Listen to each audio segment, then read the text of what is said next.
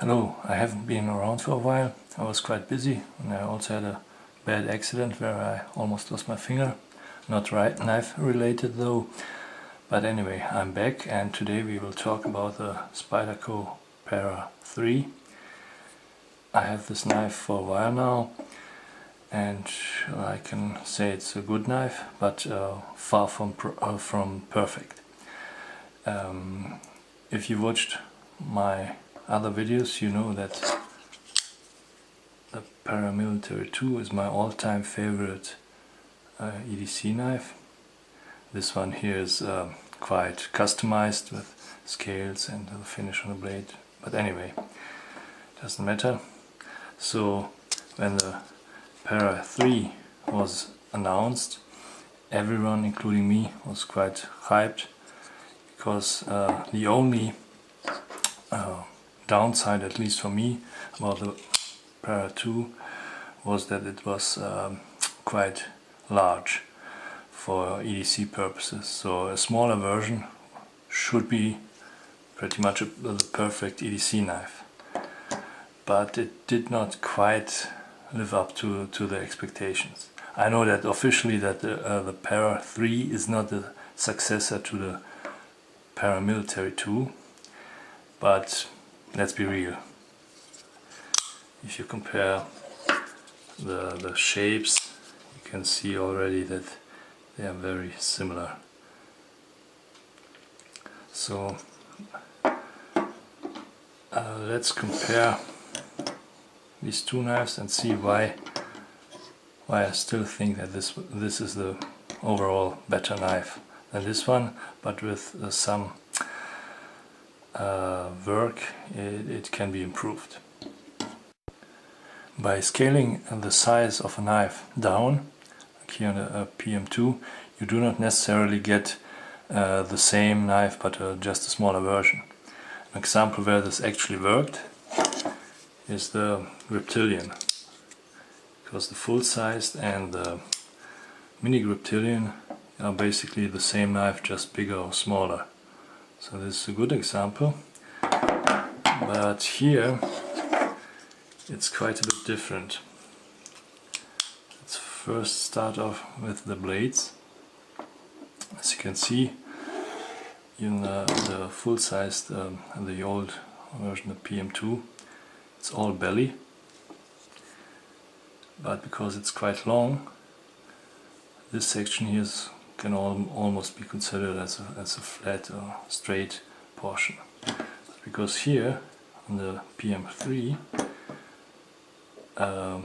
the size has been compressed in this dimension here, so yeah, it's quite a bit shorter. It's still all belly, but it's much rounder. So you have a very round belly, so no real flat portions. The blade is still quite good. It's thick, similar to the PM2.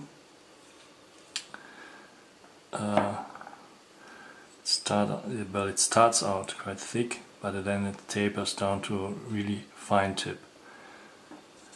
But from my experience with the PM2, I can say initially I was a bit afraid that I would break the tip off or something, but there's no need to worry, I think. Blade steel is the same here. This is the basic version in S30V, and I think it's a very good steel, especially in Spyderco's S30V is quite good. There are some other versions like S110V or Maximat and whatnot. They cost a bit more, and yes, I think if you're willing to spend a bit more on the Para 3, there are better options to spend the money on than on the steel. For me, S30V is good enough, but there's another investment needed in this knife to make it really work as an EDC knife, but we'll come to that later.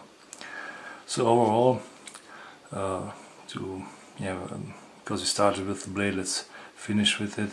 So the blade shape is quite utilitarian, and the name Para 3 comes officially from the size, so it's just under 3 inches, which makes it legal in many places. So this is an advantage over the Para 2, which is a bit longer. Thumb hole is still quite big, so easy to access. Oops. See here? Yeah. And very utilitarian blade shape. It comes sharp and out of the box, and has a very useful edge angle. It's quite useful, works quite well. Now let's talk about the handles.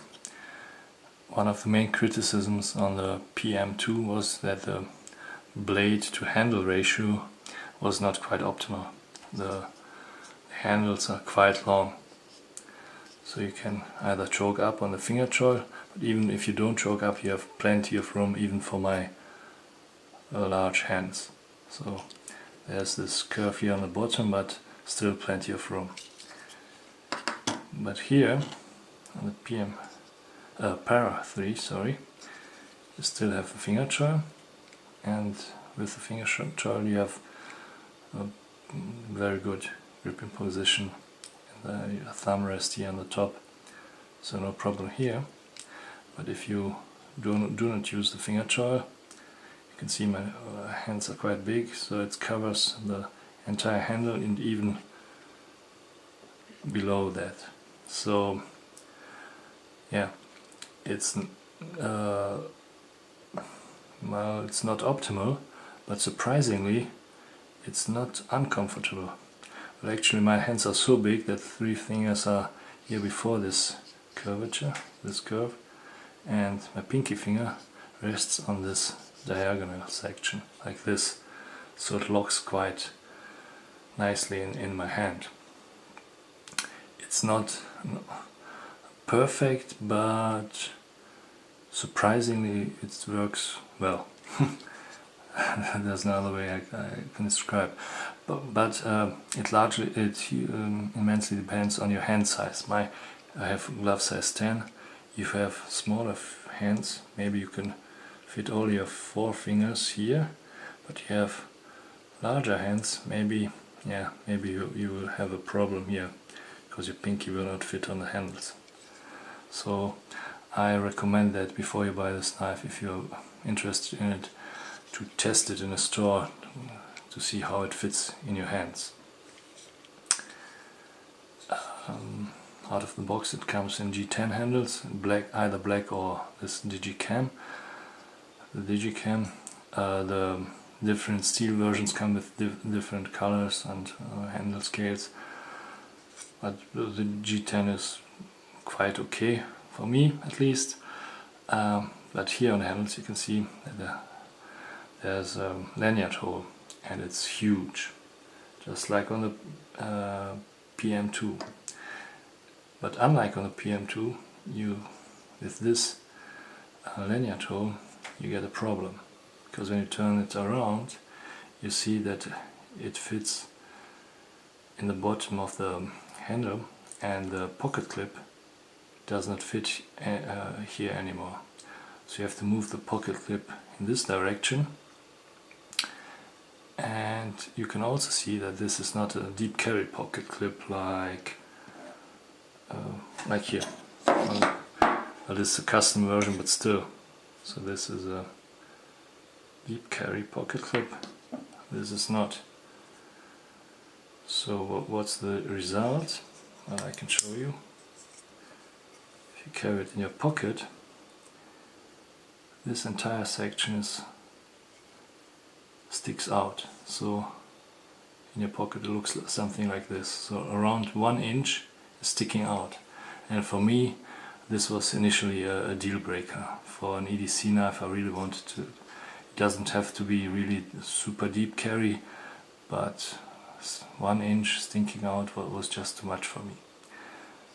But we will see if we can work around it in a minute. Yeah. So this another point here, just to show you, just like the PM2, the Para 3 also uses the compression lock, but when the PM2 came out, it was quite unique. One reason was the compression lock, the other reason was it's really odd but very unique shape. Now Spyderco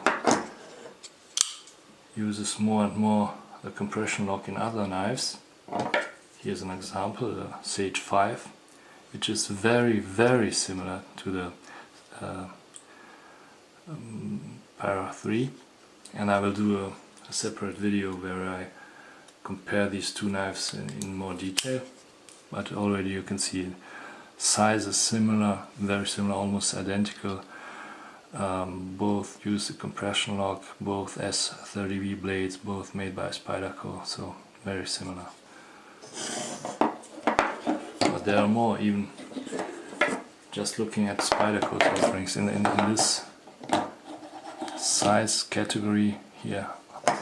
Only in my collection I have these knives, and when you actually I could have used more, because this is the Sage 5, also have the Sage 3 and 1, so it's in terms of size and shape there are many similar knives, and as I said, Spyderco started to use the compression lock more, so it's not as unique as the PM2 once was. Okay, here is how the knife looks like after disassembly. The blade and the handles with the steel liners, phosphor bronze washers, pretty much straightforward. A bit unusual is that it uses T10 and T8 Torx screws. I don't know why they didn't use just one size. And one thing is a bit, maybe improvement or upgrade. Here the stop pin, as you can see, it's a free floating one, so it's not screwed in, unlike the old version of the PM2 where you can see here it's again a Torx screw. This is pretty much it, and now we'll see how it looks like with some upgrades when it's put back together. Okay, I'm back and I reassembled the knife with some changes. As you can see here, the scales are different. These are the original G10 scales. Now I have blue denim micarta scales made by Guascari, but this is only an aesthetic measure.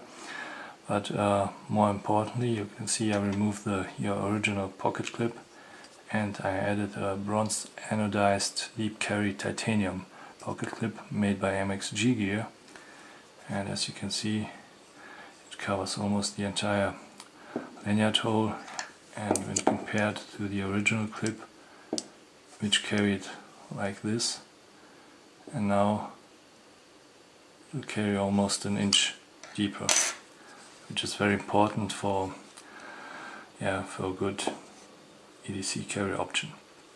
So overall I would say, again, this is a good knife, decent EDC or everyday carry size, but for me with the stock pocket clip it's not really useful, so I would highly recommend, if you choose this knife, to add an aftermarket pocket clip or go directly with an alternative like the Sage 5. That's it. Thanks for watching.